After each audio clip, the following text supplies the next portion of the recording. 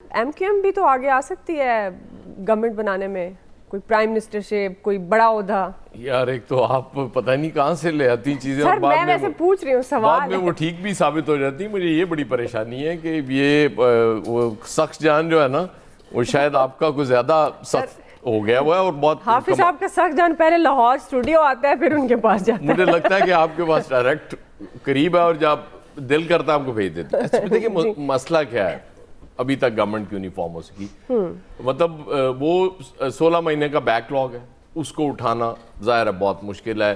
Peoples party को समझ आ गई कि जी हमारी चूंकि सीट्स कम है, इसलिए वो कल आपने देखा कि बिलावल साहब जो शुरू में चल रही थी 3 और 2 साल का एक कॉम्बिनेशन, वो भी उससे भी पीछे हट गए।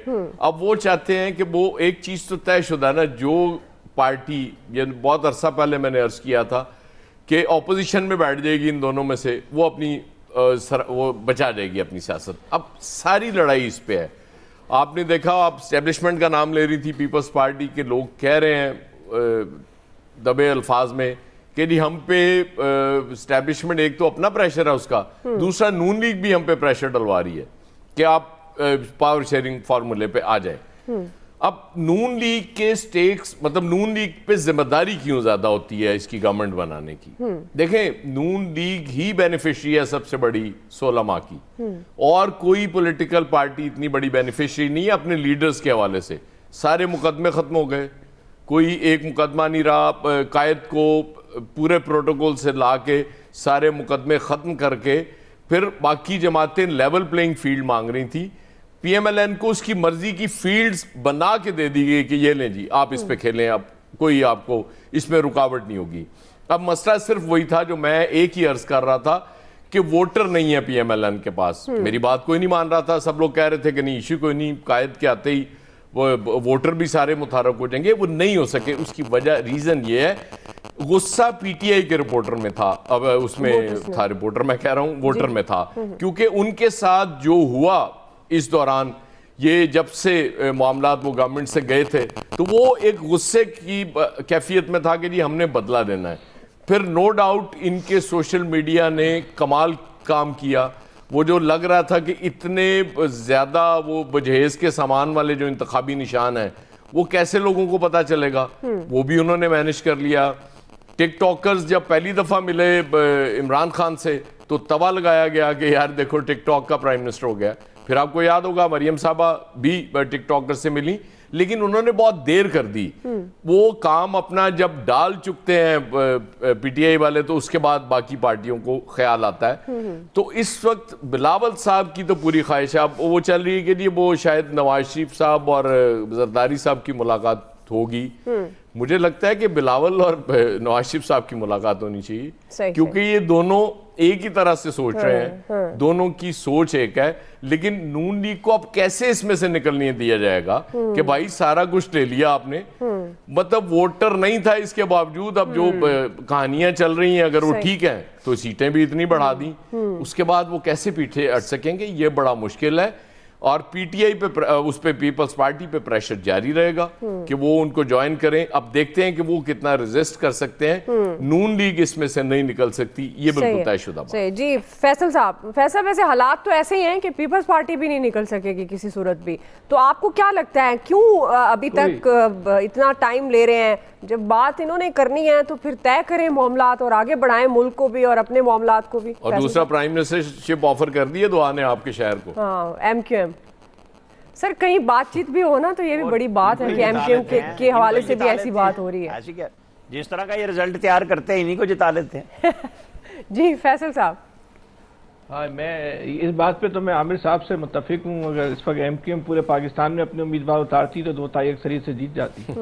केपी के और बलूचिस्तान में भी वो जीत जाते, पंजाब में लाहौर की भी सारी सीटें निकाल सकते थे। इसमें तो जिस तरह रिजल्ट बना, इसमें तो वाकई टेक्निकल एमक्यूएम मिस्टेक कर गई है इस वक्त, तो इसकी सारी जिंदगी कीमत भी अदा करेगी। बहरहाल देखिए, बात यह है कि इस वक्त जो सूरत-ए-हाल में इंतशार है, इसमें तो कोई शक की बात नहीं, बहुत ज़्यादा इंतशार है। इसके जो मुमकिन हल हैं वो क्या क्या हो सकते हैं? पहला हल जिसका कभी इम्कान है, जिस पे अमल दरामद हो जाएगा, वो तो यही है कि नून लीग की जो है वो हुकूमत बन जाए और जो सारे लोग जो है हाथ बांध कर जो है वो हुकूमत की हिमायत कर दें।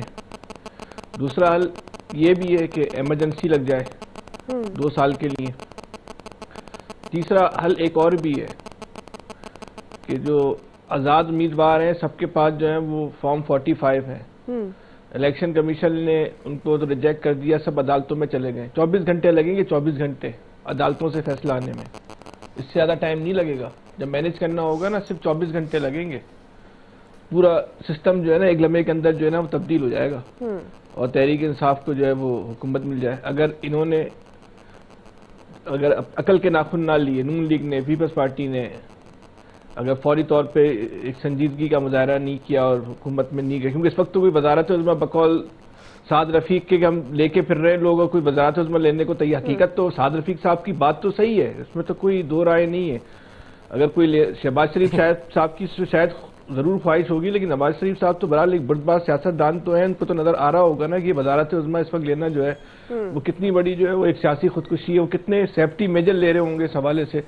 बहरहाल नवाज शरीफ साहब से लाख इख्तलाफ करें, लेकिन वो उनको नजर तो आ रहा होगा कम से कम कि इस वक्त जो वजारत उज़्मा एक 16 महीने में वो अपने भाई का फैसला मान के उन्होंने क्या कीमत अदा की है, दोबारा अगर वो वजारत उज़्मा जाए तो उसके असरात को किस तरह कम से कम महदूद किया जा सकता है और इस पूरे सिस्टम में और किन किन लोगों को फिट कर दिया जाए ताकि उसके जो भी असरात हों वो तमाम लोगों पे बराबर गिरे। तो वो सारे सेफ्टी मेजर ले रहे होंगे। लेकिन ये तीसरा ऑप्शन है ना अदालतों वाला, जी जी, ये ऑप्शन 5 साल तक जो है जो भी हुकूमत में आएगा ना उस पे शमशीर बरहना की तरह ही लटका रहेगा। जहां उन्होंने 19-20 की, जहां 19-20 की अदालतों से यूं फैसले आएंगे और ये निमट जाएंगे 2 तिहाई अक्सरियत से जो है ना वो आजाद उम्मीदवारों की जो है ना, आजाद उम्मीदवार तो उनको कहने की जाती है, तहरीक इंसाफ की जो है वो हुकूमत जो है वो बन जाएगी। ये इसको उनके पास फॉर्म 45 है, क्योंकि अजीब और गरीब इलेक्शन है कि इसमें हारने वाले तमाम लोग जो हैं फॉर्म 45 लेके घूम रहे। हमने इससे पहले कभी देखा नहीं है कि हारने वाले उम्मीदवारों का फॉर्म 45 अलग हो, जीतने वाले उम्मीदवारों का जो है फॉर्म 45 अलग हो। फॉरेंसिक की तो करवाना है फॉरेंसिक की। अब तो प्रिंटिंग प्रेस भी, अब तो जो कल लाहौर की वीडियो आई है वो तो उसके बाद तो और भी नहीं वो तो जाली साबित हो चुकी है, भाग लिए, लेकिन बनाने वाले भी भाग लिए। जी जी, बनाने वाले भी भाग ले, सही बात है बिल्कुल। तो अब ये ना हो ना कि जिन्होंने दोबारा फॉर्म 45 बनाए वो भी ना भाग जाए ना, इसको भी समझे ना आमिर साहब।